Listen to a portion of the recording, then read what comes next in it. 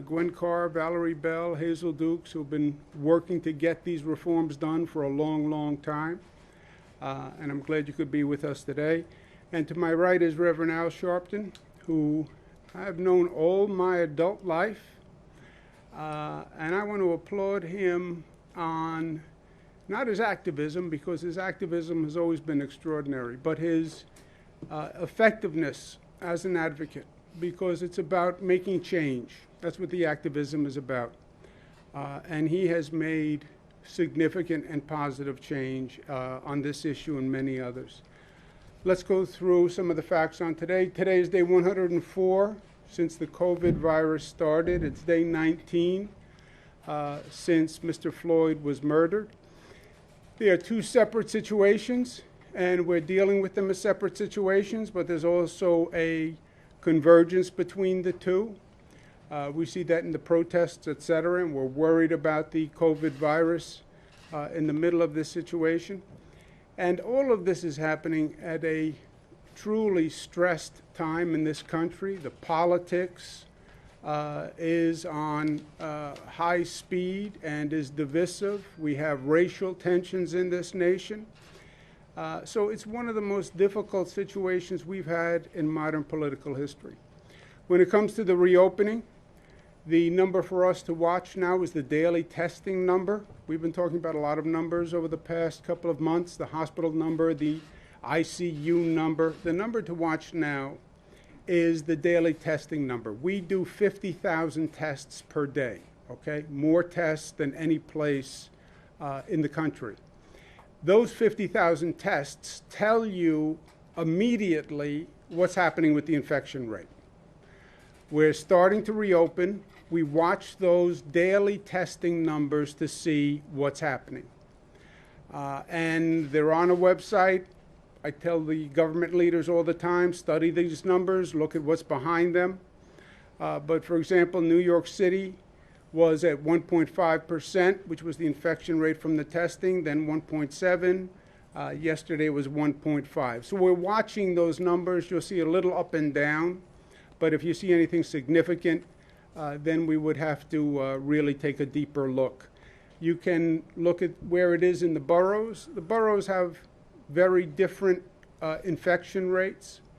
One of the sad facts in this is the lower income communities, higher percentage minority communities have a higher infection rate. It's another symbol of the injustice in our society. They have less health care coverage. You see some zip codes in the outer boroughs twice the infection rate of the city. The city is about 19% infection rate.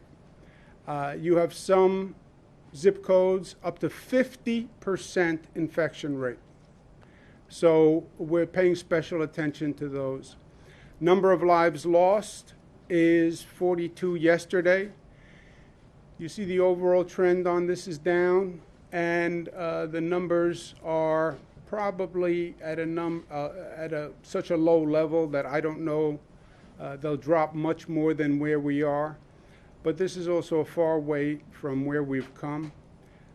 We wish all the families of who lost loved ones that they find peace, and we'll remember them in our prayers. You can see the journey over the past 100 days. We went right up the mountain. The number increased quickly, and then it took us a long time to come down. But where we are today is a pivotal point in this entire situation with the coronavirus. You see states all across the nation where the infection rate is going up dramatically. You have states now that reopened that are scaling back their reopening. That's how bad the spikes are. Yesterday, 21 states said they had increasing COVID, 14 the new highs. Today, 23 states, 15 states hit a new high. We've seen these numbers increase before. We've been here. This is deja vu. We have to be aware and we have to be alert. You look at what's happening to these states. They reopen, and then the number goes up, which is common sense on one level. The number came down because you closed everything down. When you reopen and you increase activity, don't be surprised when the infection rate goes up. Unless you were very smart and disciplined about the way you reopened. That is the whole difference here. But the states that are having trouble reopened, and everybody wanted to reopen fast. There were protests, reopen fast, everything is fine. I had one person on the street tell me, I can't see the virus. Can you see the virus? There is no virus. I mean, you people had all sorts of theories. States that have reopened too quickly or uncontrolled are now starting to close down. So, we are the exact opposite. Since we've reopened, the number has continued to go down. Believe it or not, we reopen, it continues to go down because we've been disciplined in our reopening. And that's what we have to continue to do. This is a website where the founders of Instagram now track the rate of transmission of states across the nation. New York State, the lowest rate of transmission, meaning the virus is spreading at the lowest rate in the state of New York, of every state in America. That is incredible. We were the number one state in terms of infection, number one in the nation, number one on the globe per capita. And now we're the last state in terms of rate of transmission. That is because New Yorkers stepped up, they were smart, they were disciplined, they did what they had to do, and we have to stay there. We have to stay there. Now is no time to forget what got us here. We have to stay smart. On the civil unrest, I said from day one that I stand with the protesters. I believe this is the moment to put forth a real federal reform justice agenda. Yes, we have to do criminal justice. Yes, we have to do police. The injustices are more fundamental than that, in truth. Let's talk about education equality, because we have two education systems, one for the rich and one for the poor, and that is true. And you want to talk about justice, opportunity for all. Why does one child who happens to be born to a poor family have a second-rate education to children who are born in wealthier communities? Why do you still have child poverty in this nation? How do you justify that? The affordable housing need is all across the country because the federal government went out of the affordable housing business. I was the former housing secretary for the federal government. It was the one responsibility the federal government used to undertake. It was never states and cities. Public housing was federal. Section 8 certificates were federal. Section 8 project-based was federal. Federal Housing Administration, FHA, that was federal. They just ended that business. And then you wonder why we have an affordable housing crisis. And criminal justice reform should be done on a national level. And the House has been very aggressive on reform, the Congress, and I applaud them for it. But New York State is the progressive capital. We never sit back and say just what the nation should do. We show the nation what it should do. We lead by example. And we lead by getting it done. We are a state of action. And that's us at our best. A great member of the New York State Assembly, who then went on to the Congress, a great pioneer, Shirley Chisholm. You don't make progress by standing on the sidelines. You make progress by implementing ideas, getting things done, action, results, not just talking, not just advocating, but actually articulating your ideas and then getting action done so you change reality for people. We've gotten to a place where people think talking is enough. Talking is not enough. Being angry is not enough. Being emotional is not enough.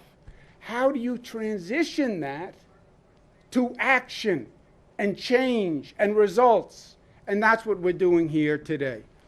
The New York State Legislature has quickly passed the most aggressive reforms in the nation. I'm going to sign those bills in a moment. 50A reforms, so there's transparency. We're banning chokeholds. Attorney General Special Prosecutor, ending false race-based 9/11 reports. I want to applaud the leaders who have done great work. These are tough times to be in government. There's a lot of issues, a lot of crises, a lot of demands, and they got it done, and they got it done quickly. I want to thank the bill sponsors who have done a great job and actually came to resolution, and I want to applaud them. I also want to applaud the advocates who have been fighting for this for years. I can't tell you how many meetings I've had, how many rallies they put on, how many events Reverend Sharpton put on, keeping the message out there, insisting, advocating, protesting, demonstrating, which results in today and the change we're making today. So I want to applaud all the mothers, especially Gwen Carr, Valerie Bell, and again, Reverend Sharpton for his great work on this. Moving forward, there is still more to do, and we're going to do it in the state of New York. The truth is this: police reform is long overdue, and Mr. Floyd's murder is just the most recent murder. This is not just about Mr. Floyd's murder. It's about being here before, many, many times before. It is about a long list that has been all across this country that always makes the same point: injustice against minorities in America by the criminal justice system. And today is about enough is enough. It's about Fannie Lou Hamer. I'm sick and tired of being sick and tired. How many times do you have to see the same case before you do something? How many times? This was Eric Garner. This was Abner Louima. It was Amadou Diallo. Same case over and over and over, and still no change. And Mr. Floyd's murder, God bless this country for standing up and saying enough is enough. I respect them. But it goes back, certainly, to Rodney King in modern times. And the truth is, it goes back to Dr. Martin Luther King, 1968. It is systemic discrimination and injustice in this nation. That's what it is. That's what today is about. And the answer, there is no quick fix to this. There is no, well, stop tear gas. Well, change the uniforms. That's not what this is about, my friends. And it would be a mistake if we went down that path. This is systemic reform of police departments. This is sitting down and taking a look at exactly what they do and have been doing and looking at it through a new lens of reform and reinvention. Because this has been 40, 50 years in the making. Providing police with military equipment, increasing the number of police, goes back to the 90s and the crime bills. Looking at the population explosion in our prisons. This was a long time coming. And this is not about a press release that's going to solve it. The way we really solve this is we say to every police agency in this state, I believe it should happen in the nation, sit down at the table with the local community, address these issues, get to the root of these issues, get a plan, pass that plan by your local government, and if you don't, you're not going to get any additional state funds, period. We're not going to fund police agencies in this state that do not look at what has been happening, come to terms with it, and reform themselves. We're not going to be, as a state government, subsidizing improper police tactics. We're not doing it. And this is how we're going to do it. I'm going to sign an executive order today, will require local governments and police departments all across the state, about 500, to develop a plan that reinvents and modernizes police strategies and programs in their community. They must formulate a plan. They have to address the use of force by police officers, crowd management, community policing, bias awareness, de-escalation, restorative justice, community-based outreach. They have to have a transparent citizen complaint disposition procedure. So if you make a complaint, it's not just yelling out the window. You find out what happened to that complaint. They should talk about appropriate equipment, what's not appropriate equipment, and any other issue that that community believes is relevant. That discussion has to happen with the community participants in the room. That plan then has to be enacted into local law. Every city, every county. It has to be done by April 1. If it's not done by April 1, and if it's not passed, they're not going to be eligible for state funding, period. And look, it's simple. This is something that has to be done anyway, because what we know is certainly true, is there is no trust between the community and the police. That's what the protests have said. There's no trust. And if there is no trust, the relationship doesn't work. If there's no trust, the police can't effectively police. If there's no trust, the community is not going to allow the police to police. And there is no trust, or there is a breach of the trust, and that has to be restored and repaired.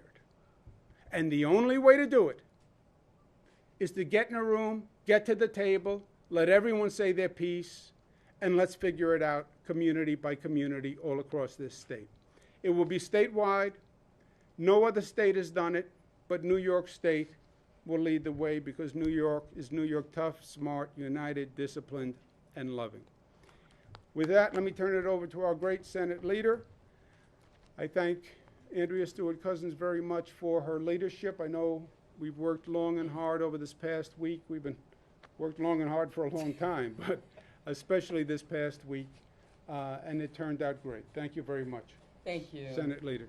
Thank you so much, Governor, and thank you for your leadership. I'm certainly so happy to be here at this moment, at this historic moment, and to share this with my colleague and partner in the Assembly, Speaker Heastie, and certainly to be always in the presence of Reverend Sharpton, who, you know, is an icon for all of us in this movement, as is everybody's mother, Hazel Dukes, who has been so clear in so many ways, and obviously in the presence of Valerie Bell and Gwen Carr.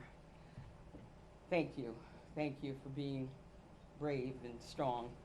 You know, we are at a moment of reckoning, there's no question about it. And I am just so thankful that I have a historic role at this moment. I have an opportunity of leading 40 Senate Democrats who unanimously decided this was the time.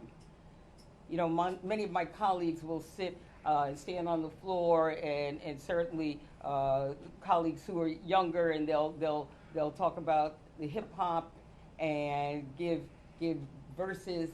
For me, I remember in 1999 when Bruce Springsteen, you know, the working class hero, did 41 shots, American Skin. When that happened in 1999, I thought that was the moment where people outside of Black and brown communities were finally going to get the message that bad things are happening.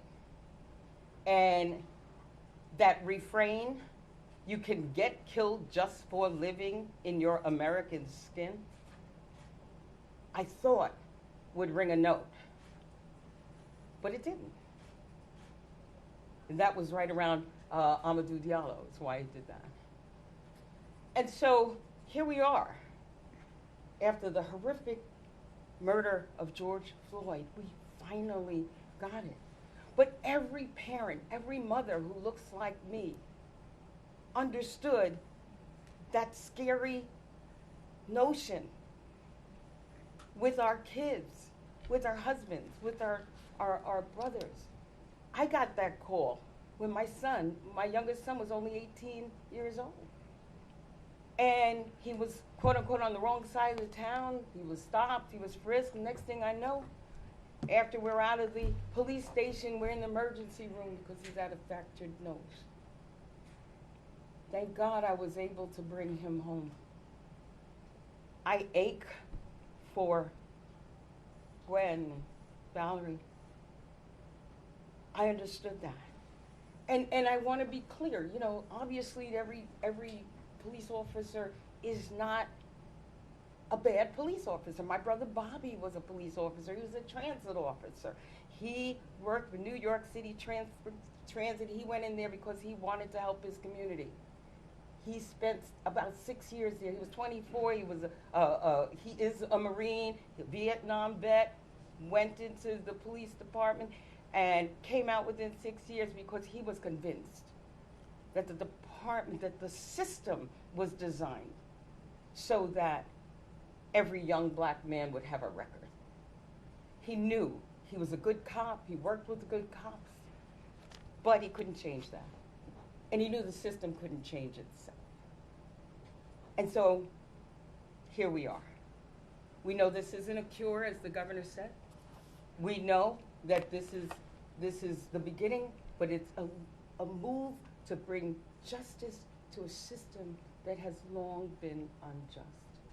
And again, I thank you for being a partner, for making sure that we take to heart this moment that has taken too long to come to. And I thank all of the people in the streets and the leadership of the families to make this happen. So thank you, Governor. Thank you. Thank you, Senator Leader.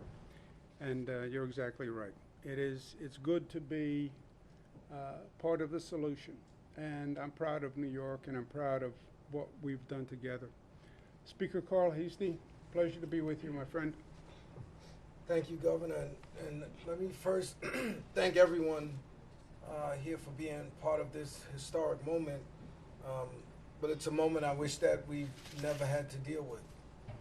And, you know, when I was first elected Speaker of the Assembly on February 3rd, 2015, I had said that of all of the great things that, you know, I would be a part of, and working with the governor and working with Leader Cousins, that nothing would mean more to me, and that I felt my legacy and who I was as Speaker of the Assembly would mean nothing to me if we didn't make these systemic changes in how communities of color were policed and judged, and here we are. So I really want to thank the advocates. I know we have two of the mothers here, but I want to thank all of the mothers who aren't here with us, and I want to point one out in particular, Constance Graham, who is the mother, Constance Malcolm, who is the mother of Ramali Graham, who is, you know, is a constituent of mine. I've gotten very close to her. I was there with her and her family throughout the entire time. And I was recently asked on an interview, you know, why now? Why did it happen now with George Floyd? As Leader Cousins said, we thought every time it happened when it was Amadou Diallo, it was time. When it happened with Anthony Baez, we thought it was time. When it happened with Eric Garner, we thought it was time. When it happened with Sean Bell, we thought it was time. When it happened with Ramali Graham, we thought it was time. But for some reason, I think what people viewed, I think it just touched a nerve on every person, because it wasn't just a people of color issue.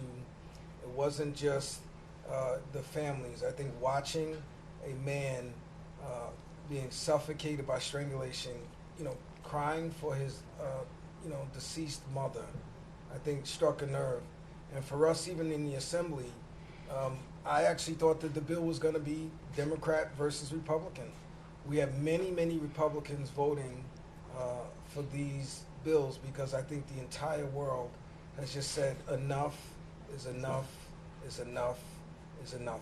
How much more bloodshed had to happen for the consciousness and the heart of this nation to finally open up and say, we need to do better and we need to be better. And I think that moment has come, but it doesn't just end there. There's still many other issues of systemic injustice and systemic racism that people of color have to deal with, whether it's education, health disparities. And these are all things that we have to continue as government to be a part of. Government is supposed to be problem solvers. When society can't fix things, that's where government is supposed to come in and chart that course. And so this is just a very, it's an emotional day. But I was also asked in one of the interviews, how emotional was I when we actually passed the bills? I said I was actually more emotional when my house and Andrea's house agreed on the bills, because that's when we knew that we were going to be able to get it done. At that point, it was just a mechanical process of getting the bills passed. But when we agreed on a package of legislation that the governor has said that he is going to sign, that's when I was emotional, because growing up as a young black man, there's a lot of times that I had not so positive interactions with the police. I've had not so positive interactions with the police even as a Speaker of the Assembly. They didn't know I was a Speaker of the Assembly. I never mentioned anything. So when growing up, when you heard the stories of Anthony Baez and Sean Bell and Eric Garner, as a black man, I felt, that could be me. And I think that is the reason why this has really started to really hit at the hearts of people that, like I said, enough is enough is enough is enough.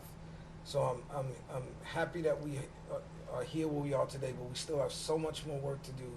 And again, my heart just goes out to all of the families, all of the mothers who had to suffer through this. And Constance Malcolm said to me that every time this happens, and I'm sure Ms. Carr and Ms. Bell will say, every time one of these stories happens, you relive what happened with your son again.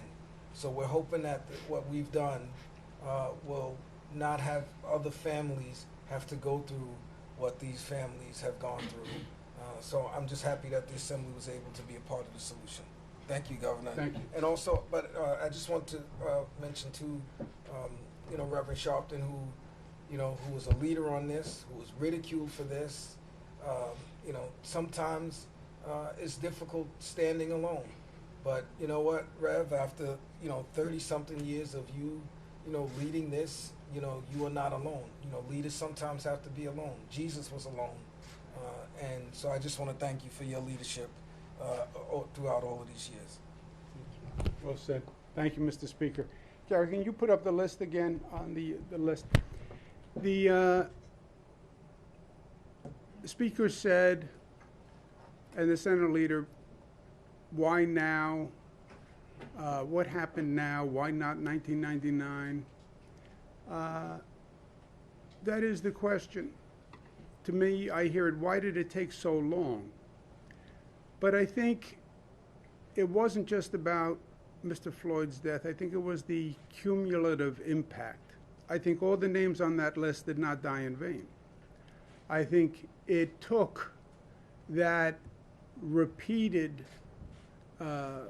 articulation to get the country to this point.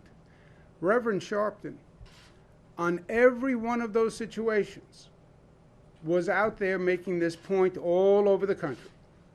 All over the country.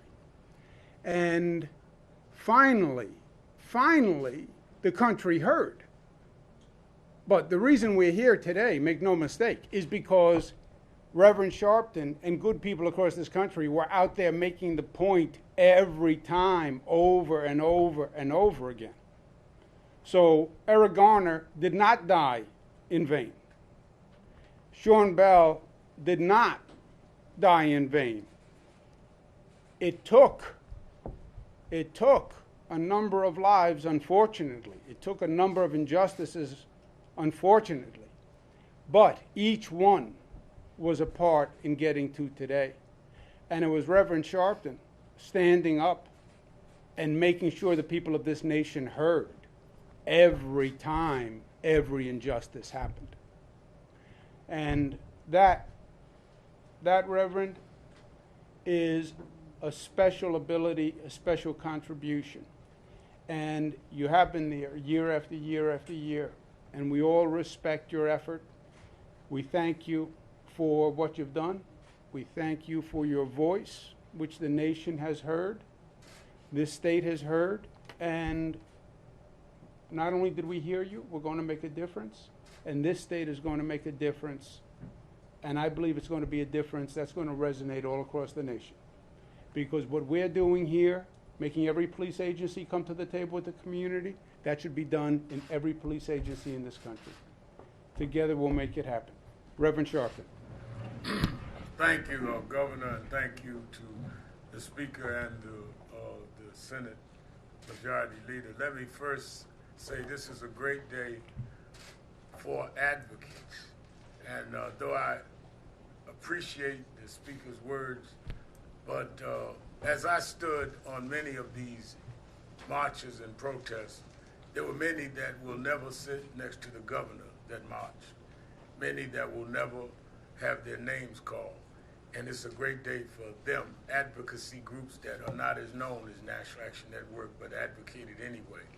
So I sit here for them as well. Some of us may not even get along, but it's a victory for all of us. And we must monitor to make sure that it's done. I'm glad that Hazel Dukes is here, who is going to jail with me in some of the protests around this issue. And I'm most glad for the mothers who, no matter what we do, will always have an empty seat at the family dinner table and the holidays. I talk to the mothers every holiday. I spoke at Ramali Graham's funeral. I did the eulogy. I did the eulogy at Gwen Carr's son's funeral, Eric Gardner. I spoke at Sean Bell's funeral, as I did this week at George Floyd's funeral. So I've gotten to know their pain. I don't just lead the protest, but I work with the families, and it is not an issue to them. And I'm glad that we see what we see. I joined the civil rights movement as a teenager. I grew up a boy preacher in Brooklyn. When I was 13, I became part of Dr. King's branch here. We were told you start with demonstration to lead to legislation, then reconciliation. Without the legislation, the demonstration is just an exercise. We work out every morning, the governor and I. This is not exercise. It is to change things. And by signing these bills is bringing about the change. What made Dr. King's movement effective was there was a John Kennedy or Lyndon Johnson or Hubert Humphrey that is doing today. And what this Assembly Speaker and this Majority Leader in the Senate is doing is legislating what we demonstrated about. We will monitor it and make sure that it is enforced, but we had nothing to enforce, which is why we had to keep going. These bills mean some substantive change so that we won't be sitting here going over this after the next funeral and after the next situation. Let me also say, though, about this governor, to give the executive order that he has given, let us be very clear. There's no governor in this country that has said what he said this morning. And he and I debate sometime, but he has, in many ways, done things that even I did not expect. To say that every mayor must come up with a plan along these areas, or they would withhold state money, is a model for where we ought to be dealing with 21st century civil rights in this country. Make no mistake, this is a new level that all other 49 governors ought to look at. Because to say that I want to see mayors deal with this and I want to see city councils deal with this is one thing. But to say we're going to hold funds means that he means it. I'm not surprised, because let me explain even though he and I have debated on different things throughout the years, 20 years ago, when I called a march in Washington on the anniversary of the March on Washington, and Mrs. Coretta Scott King presided over that march, the widow of Martin Luther King, the only member of President Clinton's cabinet that would come to the march was Andrew Cuomo. And he stood with me when I was much fatter and much more controversial. Don't laugh, Andrew, we're on television. So he has stood with us when it was not politically wise to stand with us. As Martin III and I are doing a march this August 28th, Andrew Cuomo and I and Andrew have talked, and Martin Luther King III has come here for Andrew. He has been on these issues when he was Attorney General, when he was a cabinet member, and now is governor. But he has raised the bar on how we deal with policing with this executive order. So I was very happy to come to be part of watching him sign these laws that these mothers and these advocates and many further to the left than me would appreciate. But I am beyond happy to be here when I heard the executive order, because now not only have we made an announcement, Andrew Cuomo has raised the bar. And I hope every governor in this country will be asked today whether or not they're going to do what he just did. Somebody has to raise the bar. Then we can say to the Floyd family and others that you really have seen a new day and we've turned a new way in this country. And I think that he has done that. And Andrew Cuomo knows that when I don't think he did whatever, I will tell him he has gone beyond even my expectations. So enjoy these few minutes, because but I think this is a great day. Thank you. Thank you very much, Reverend. Thank you so much. And really, you're right. We do go back a long time. But I tell you, my friend, today is because of you and your activism and all those years. And finally, the people of this nation heard. So God bless you. I'm going to sign the bill in this new socially distant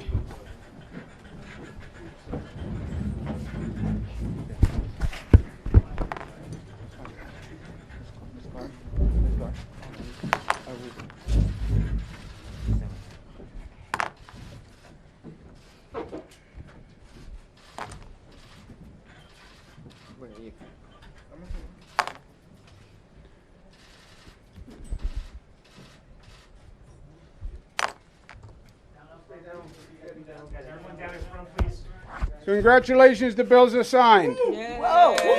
There you go. Thank you. Thank you. Okay, Proud Mama. day, son. Thank you, darling. Thank you, Mama. Thank you. Thank you. We're going. Thank you. Thank you. Well done. Everyone got one? Let's give them a round of applause. Can I say something? Miss Bell want to say something. Miss Carl, We Miss want Bell a and Miss minute. Carl. We want to say something for a If it's minute. okay? Please, go ahead. Come on. Okay, I'm sorry. To give honor to our Lord and Savior Jesus Christ, that's why I'm able to stand here today. Miss Bell. All the honor and glory goes to our Lord and Savior Jesus Christ. I want to thank Governor Cuomo for what he has done, not only for me and Ms. Carr, but for all the mothers and the allies who represent us doing the work that needs to be done. We wrote a vision, we had the voice, and the victory is won. So our allies, Justice Committee, CPR, and all others who stood with us, right. I want to thank you all and continue the work that you've been doing to make this a better place. Thank you so much. God bless. Thank you very much. Thank you all very much. Thank you. My sentiments exactly what Valerie just said, and I appreciate the governor, the speaker, the majority leader, Reverend Sharpton, all who made this possible. All the committee leaders, the CPR, the Justice Committee, everyone who helped on this campaign. It was a long time coming, but it came. And thank you all very much. Thank you so much. Thank you. Thank you. Thank you for being here. Thank you. Thank you for the kindness.